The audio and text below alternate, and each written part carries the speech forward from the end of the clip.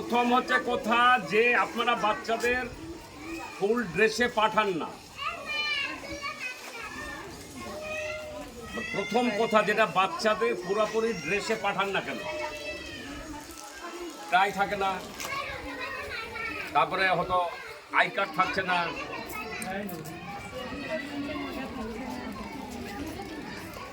তারপরে মানে জুতা থাকছে না, তারপরে মোজা থাকছে না।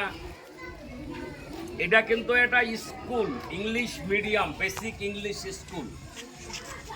এই স্কুলটা প্রসঙ্গে আপনাদের ধারণা কতটুকু আছে আমার জানা নাই, তবে আমি একটু ধারণা দেব।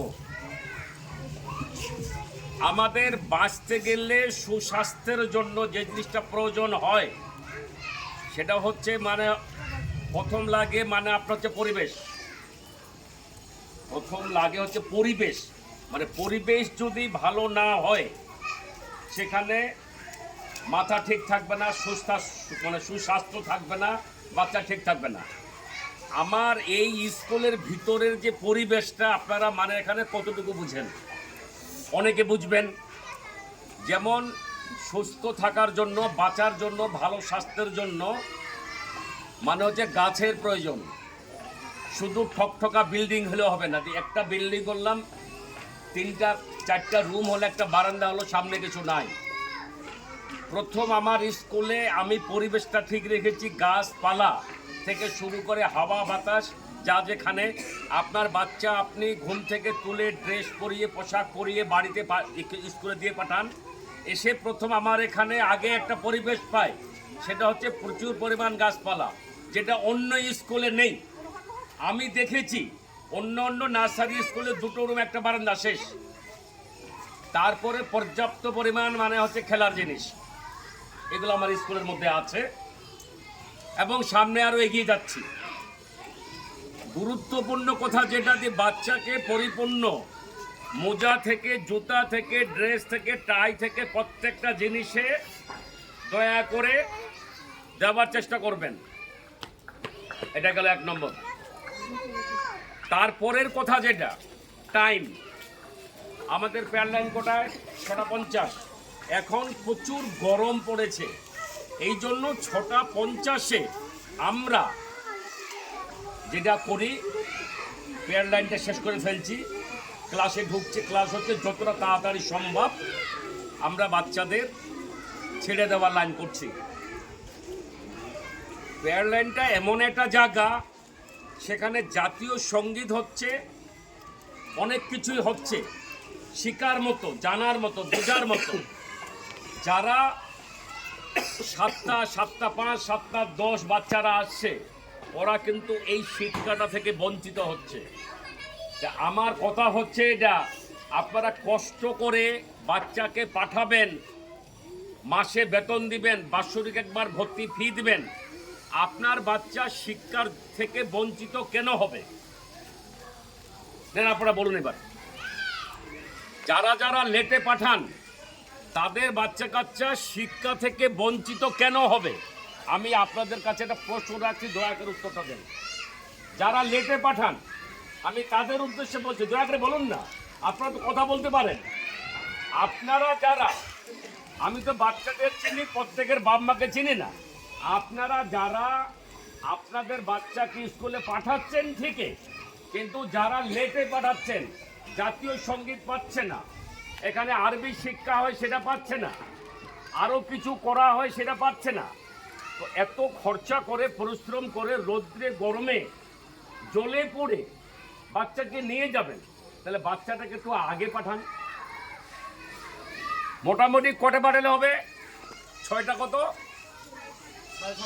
6:30 থেকে 40-এর মধ্যে এখানে ঢুকতে হবে। 40-এর মধ্যে ঢুকতে হবে। এই কথাটা কেন চাচ্ছি বলতে, আমি যেই বাচ্চাগুলোকে, যেই গার্জিয়ানগুলো লেটে পাঠান, ঠিক আছে, যদি পরীক্ষা এরকম কিছু আসে যে সূরা ফাতিহা বলো, কুল বলো, ইখলাস বলো, এই বাচ্চা তো শিখছে না, বা জাতীয় সঙ্গীতের একটা লাইন বলো বা 2টো অক্ষর বলো, কিন্তু শিখছে না। টাইমটা ঠিক রাখার চেষ্টা করুন। এই জন্য আপনাদের কষ্ট দেওয়া, সবাইকে নিয়ে এই আলোচনাটা করলাম যেহেতু আজকে হাফ স্কুল আছে 8:30 বা 25 ছুটি হয়ে গেল, শর্টকাটের মধ্যে সেরে দিচ্ছি যে দয়া করে বাচ্চাদের টাইমটার মধ্যে পাঠানোর চেষ্টা করবেন। একজনকে বললাম, উনি বললেন বাচ্চা ঘুম থেকে উঠছে না, এত বড় রাত্রি আর গরমের দিন, একটু সকাল বাচ্চাকে যদি পড়াতে হবে, স্কুলে পাঠাতে হবে, তাহলে অবশ্যই ওই বাচ্চাকে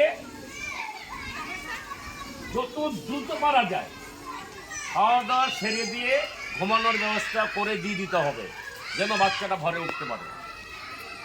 আর বাচ্চা দোহাই দিয়ে যদি গার্জেন না উঠে, লেটে উঠে যদি বাচ্চাকে লেটে পাঠায়, তাহলে বেসিক ইংলিশ স্কুলে, প্রাইভেট স্কুলে পড়ার দরকার নেই।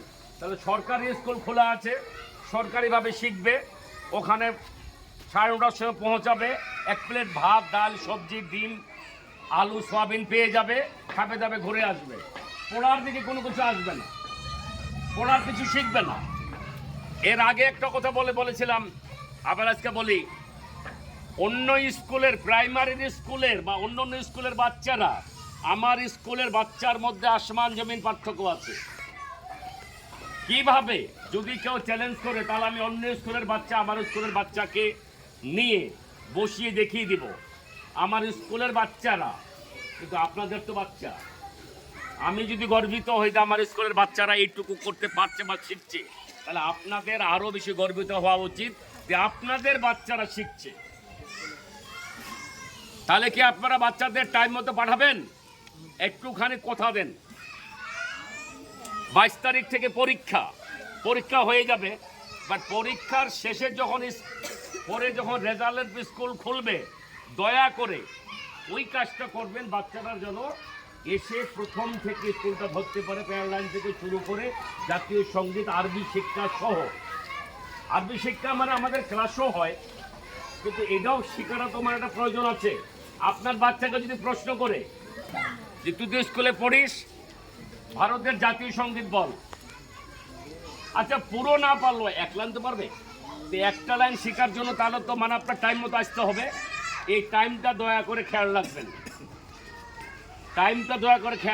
টাইমটা খেয়াল রাখবেন। কথা 3 বার বললাম, এখানে পৌঁছতে হবে 6:30 থেকে 6:40-এর মধ্যে লাস্ট টাইম, এইটুকু খেয়াল রাখবেন। আসসালামু আলাইকুম। আসুন আপনারা পিএনএ যারা আছে রুটিন নিয়ে যাবে। আচ্ছা শুনেন, পিএনএর বাচ্চাদের ড্রেস, আই কার্ড, টাই, এগুলো ফেলে দেয়, শরীরে কোথায় থাকে, যে তারপরে এগুলো আমার খায়।